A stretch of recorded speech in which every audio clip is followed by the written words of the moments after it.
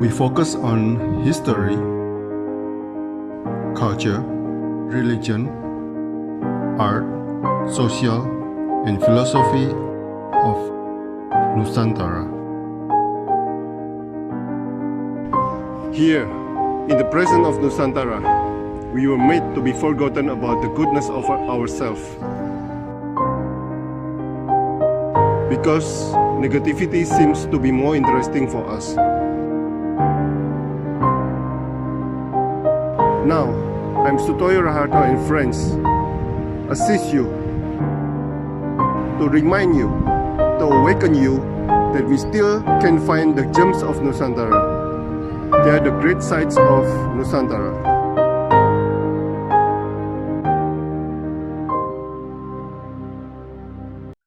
Selamat sore Pak Wasisto Raharjo ya Pak ya? Iya Bapak.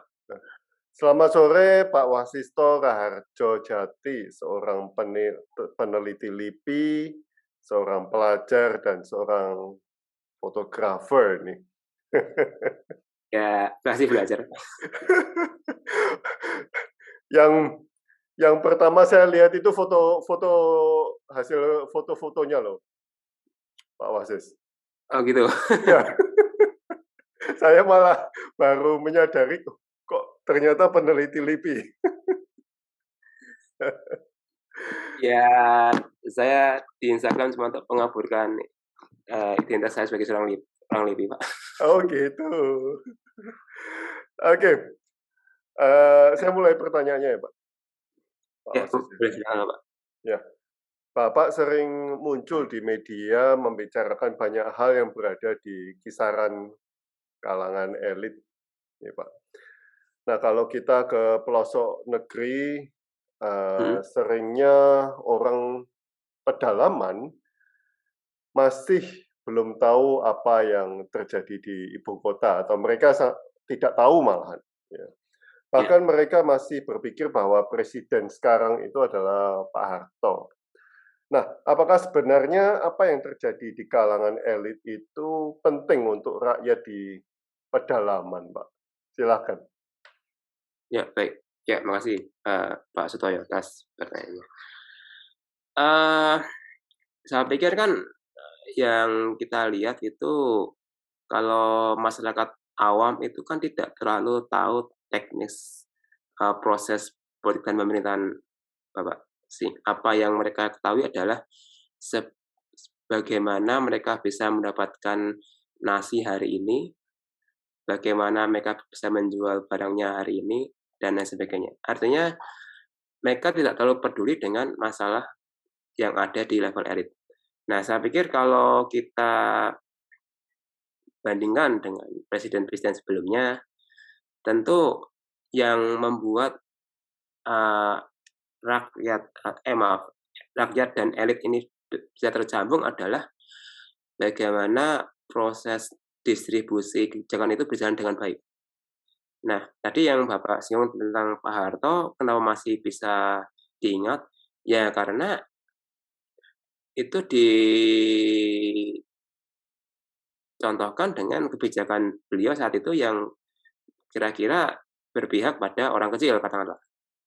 Yang tentu dengan warisan sepanjang 32 tahun itu masih mengena hingga sekarang, dibandingkan dengan presiden pengganti Pak Harto yang tentu periodenya itu pendek dan mungkin kebijakannya sering bergonta-ganti, Pak. Oke, jadi karena mindset mereka masih di waktu Pak Harto begitu ya? Iya, karena begini, mindset itu terbangun karena memang Pak Harto juga lahir dari orang kecil, Pak, sebenarnya. Maksud saya, beliau kan juga dulunya adalah anak petani, anak desa yang kemudian jadi pejabat kan. Nah, mindset ini yang menurut saya masih mengena di masyarakat hingga hari ini ya, karena kebanyakan para pemimpin dan politisi kita kan lahir dari atas sebenarnya, bukan dari bawah, kebanyakan. Nah, sebetulnya apa yang terjadi di kalangan elit itu pentingkah, Pak Wasis? untuk rakyat di pedalaman atau di luar pulau. Bahkan kadang-kadang kalau kita keluar pulau itu, Hmm? apa yang terjadi di Jakarta itu nggak terasa loh, nggak terdengar.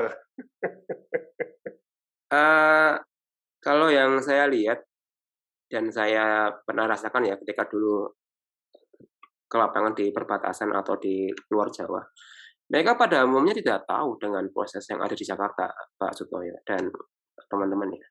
Karena yang mereka tahu adalah eh, bagaimana negara itu hadir dengan fasilitas kesehatan atau fasilitas jalan yang tentu sangat urgent di masyarakat pedalaman. Nah, eh, pola pikir seperti inilah yang menurut saya membuat eh, rakyat di level bawah itu hanya melihat negara dalam bentuk fisik, bukan dalam bentuk diskursus atau perang wacana yang selama ini dibiarkan para polisi kita di level nasional, Pak Toyo. Oke, oke. Nah, jika Bapak melihat secara makro tentang rakyat di negeri ini, Hmm? mereka hanya butuh sandang, pangan, papan. Tetapi Ya, untuk hal sepele ini saja kadang sulit didapatkan. ya, Nah, menurut Bapak, apakah ada yang lebih penting dari ketiga itu untuk rakyat di negeri ini, Pak? iya. Saya pikir tentu kalau kita pukul rata semua kebutuhan rakyat negeri ini kan juga berbagai macam, Pak Sutoyo. Maksud saya kebutuhan warga di Jawa, di Sumatera, Kalimantan, Papua tentu berbeda-beda kan. Tapi yang paling utama adalah bagaimana hak hidup dari warga negara itu terpenuhi. Ya, ambil contoh ketersediaan pangan, fasilitas kesehatan, infrastruktur yang memadai itu adalah kuncinya. Nah, saya pikir itulah yang menjadi poin penting, bagaimana kita bisa melihat, sikap orang di pedalaman dengan orang yang ada di Jakarta, Pak Sutoyo. Oke. Nah, Bapak pernah tinggal di luar negeri, Pak. Apa asiknya menjadi rakyat di negeri ini, Pak? Silakan.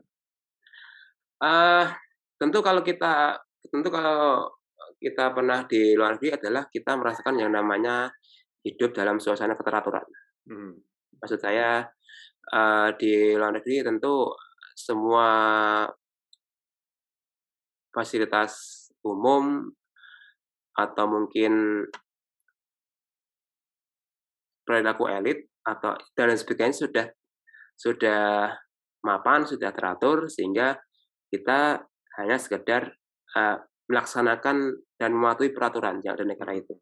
Tapi ketika balik ke Indonesia tentu kita menghadapi situasi yang itu tidak terstruktur kan. Maksudnya tidak terorganisir seperti yang ada di luar negeri. Ya mungkin salah satu hal yang paling menonjol adalah soal kultur sih yang menjadi kendala. Karena kalau kita di luar negeri itu, misal di negara-negara barat, mereka bisa terorganisir ya karena itu menjadi bagian dari keseharian di negara mereka. Sehingga keteraturan itu adalah kunci untuk mengatur relasi negara dan masyarakat. Nah, di kita itu kan kadangkala negara dan masyarakat itu ada brokernya di tengah kan. Nah, ada aktor informal yang di tengah. Nah, ini yang menurut saya membuat mengapa situasi yang tidak terstruktur ini masih ada di Indonesia, Pak Sutoyo. Dan itu Anda anggap sebagai keasikan hidup di negeri kita, Mas? Sebenarnya kalau dibilang keasikan itu juga bukan ya, Bapak ya. Karena keasikan yang di sini adalah mungkin adalah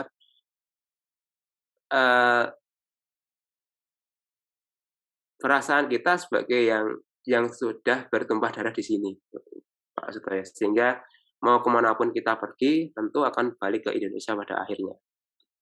Oke, ini ada Pak Suyena ini tanya,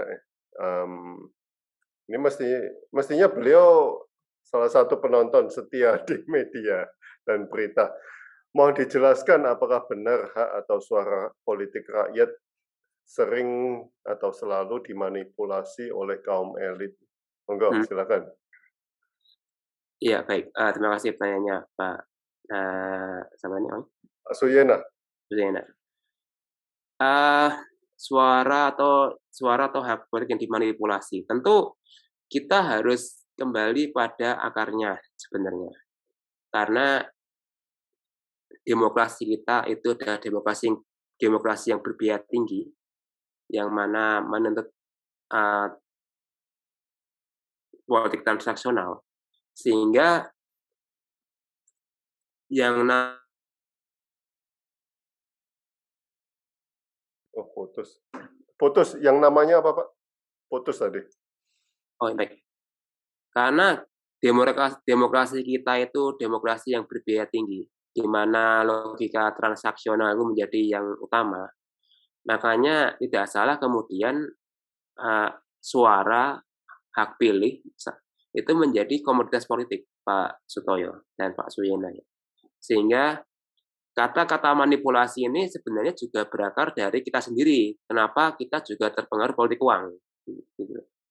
Karena di situ kalau kita sudah menerima politik uang kita dibeli dengan suara kita dibeli dengan amplop misalnya, ya sudah, kita sudah tidak punya hak atas suara yang kita sampaikan kepada kandidat yang kita pilih, dan kita juga tidak boleh punya hak untuk memarah-marah karena suara kita sudah dibeli gitu loh. Nah itu yang akarnya tentu bukan elit atau kita, tapi karena kultur transaksional ini yang membuat kita berpikir pragmatis dalam memahami politik, Pak Sutoyo dan Pak Suyena. Ya, pragmatisme ya. Oke. Ya. Wow. Nah, nasionalisme ini, Pak Wasis sering menulis tentang nasionalisme. Nasionalisme menjadi hal yang sakral di beberapa negara. Ya, seperti di China, Jepang, dan beberapa negara lainnya. Setiap penguasa negara membutuhkan rasa nasionalisme dari rakyatnya. Apa masalahnya dengan nasionalisme di negeri ini, Pak? Apakah karena kita dulunya berasal dari kerajaan-kerajaan kecil, sehingga sulit dipersatukan, atau apa? Sehingga rasa nasionalisme itu tidak sekuat beberapa negara tersebut. Silakan. Baik, terima kasih, Pak. Kalau kita melihat perasaan nasionalisme di negara yang berbeda jauh, Pak Suyono. Maaf, Pak Sutoyo. Putus, Pak. Putus barusan. Baik. Ya. Kalau kita membandingkan pengalaman nasionalisme yang ada di negara monokultur, artinya yang satu etnis, satu bangsa, satu agama, dengan negara multikultur seperti kita yang terjadi berbagai macam suku, agama, ras, itu tentu berbeda jauh. Kalau itu yang pertama. Yang kedua, sentimen nasionalisme yang ada di negara kontinental, yang itu terdiri dari satu daratan misalnya, dengan negara kita yang terdiri dari berbagai macam pulau, tentu juga berbeda. Nah, kalau kita bandingkan dengan Tiongkok dan Jepang, mereka bisa kuat nasionalismenya karena mereka secara identitas satu etnis dan satu agama mungkin, sehingga perasaan sebagai sebuah bangsa itu tumbuh karena mereka sudah satu kesamaan sebagai satu negara kan. Di Indonesia kan kita menghadapi berbagai macam orang dengan berbagai macam latar belakang sebenarnya. Hal ini yang menyebabkan kenapa sentimen nasionalisme kita itu kadang naik turun dibandingkan dengan yang ada di Jepang dan di Tiongkok. Itu permasalahan pertama. Yang kedua adalah tadi yang saya singgung permasalahan geografis. Kalau di negara-negara kontinental ya, negara-negara yang itu satu daratan, yang itu tidak terpisah satu sama lain dengan laut, tentu perasaan membangun solidaritas, konsolidasi itu lebih cepat karena mereka berinteraksi satu sama lain dalam satu geografi yang sama.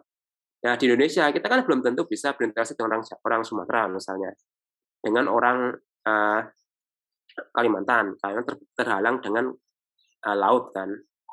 Hal ini yang menyebabkan mengapa nasionalisme kita tuh kadang pasang surut. Dan itu hanya disatukan dengan event tertentu, misalnya sepak bola atau olahraga yang itu menjadikan kita sebagai satu bangsa. Tapi di luar itu ya sudah, kita menjadi orang Jawa, menjadi orang Kalimantan, menjadi orang Sumatera, menjadi orang Papua. Itu, Pak. Oh, berarti kita harus sering mengadakan event dong, Pak Wasis. Sebenarnya event itu kan, kalau ya namanya event itu kan adalah nantinya menciptakan imaji suatu bangsa kan, Pak Sutoyo. Karena disitulah kemudian kita melepaskan identitas asli kita, melebur menjadi suatu identitas baru dalam event tertentu, dalam event itu. Makanya tidak salah kemudian ketika kita berprestasi di level internasional, perasaan kita sebagai satu bangsa itu muncul gitu loh, karena merasa terwakilkan nasionalismenya kalau kita dibenturkan dengan negara lain. Oke, good. Ya. Oke. Pertanyaan ini memuaskan. Jawabannya sangat memuaskan. Nah, banyak masalah yang diciptakan atau diadakan di negeri ini, dan Bapak sudah sering meneliti masalah-masalah tersebut, Pak. Apa sih solusi masalah-masalah tersebut biar rakyat hidup asik-asik aja di negeri ini? Apa memang jawaban Anda itu perlu dibenturkan dengan negara lain supaya kita bersatu atau bagaimana? Tentu kalau kita membahas solusi atas negara ini, itu sangat kompleks, Pak Sutoyo. Artinya kita tidak bisa membuat satu generalisasi atau formula besar yang itu bisa menjadi obat mujarab bagi semua masalah. Tapi yang terpenting dari akarnya adalah bagaimana pemerintah kita bisa responsif dengan kebutuhan warga negara kita. Dan warga negara kita itu juga patuh dengan apa yang sudah kita sepakati di awal, misalnya dengan undang-undang atau konstitusi. Karena yang selama ini kita lihat kan seringkali ada semacam manuver-manuver politis dari warga negara atau elit yang itu malah melenceng dari tujuan awal. Sehingga masalah-masalah itu tidak terurai secara utuh dari A sampai Z, Pak Sutoyo. Oke. Ada pertanyaan lagi.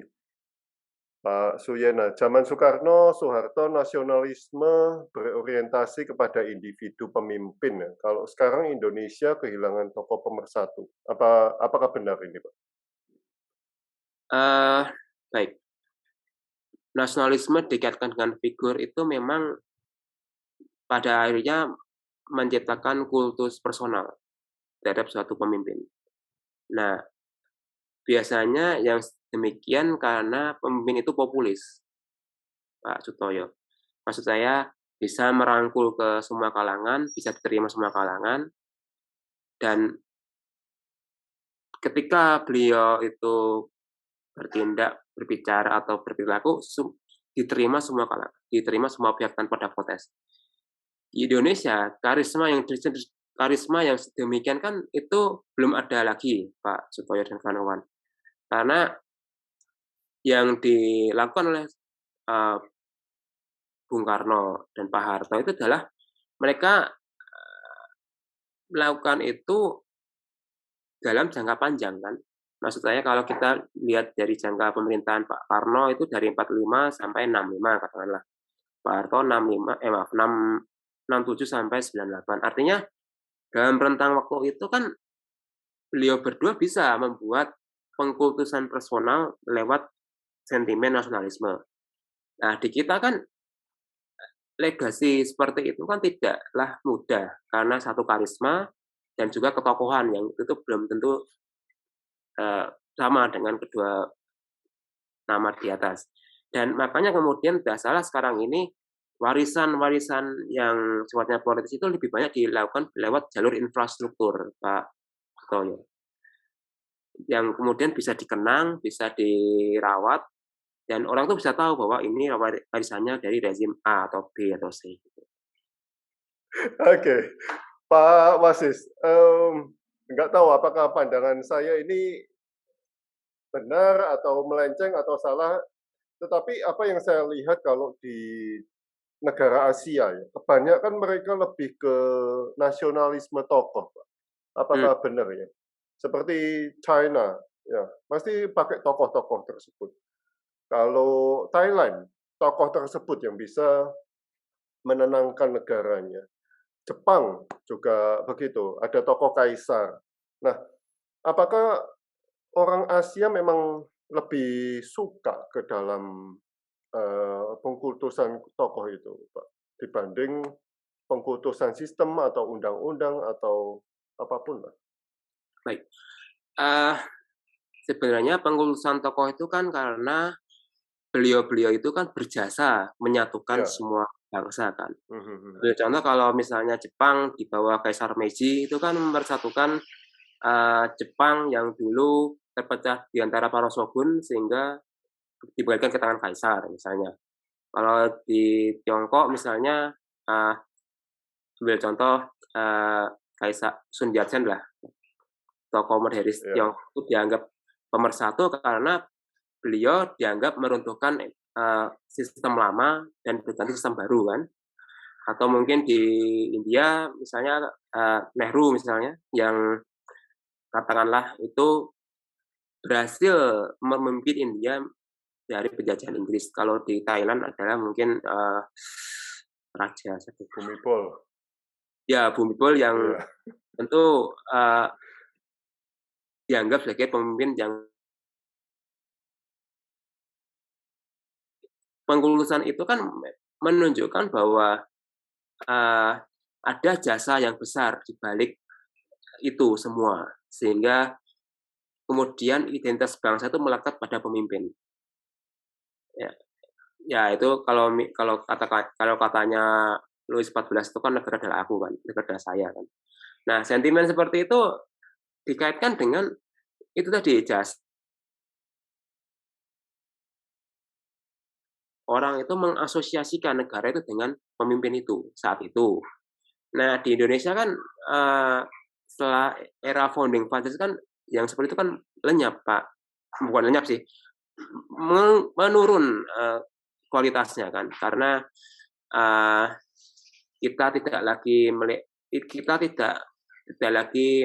melewati suatu masalah yang membuat kita terpecah belah atau mungkin yang membuat kita tercerai-berai sehingga yang namanya pengkultusan personal itu sekarang tidak lagi menjadi hal yang relevan. Oke. Terima kasih Pak Wasis untuk waktunya. Terima kasih. Untuk sharingnya. Ini belum wawancara tentang fotografi ini. Di lain kesempatan bisa. Apa? Di lain kesempatan bisa. Aja. Terima kasih Pak Wasis untuk waktunya. Untuk sharing pengalamannya. Ya, saya selalu, Pak. Kita jumpa lagi di WhatsApp. Ya. Ya, terima kasih Pak. Ya, terima kasih.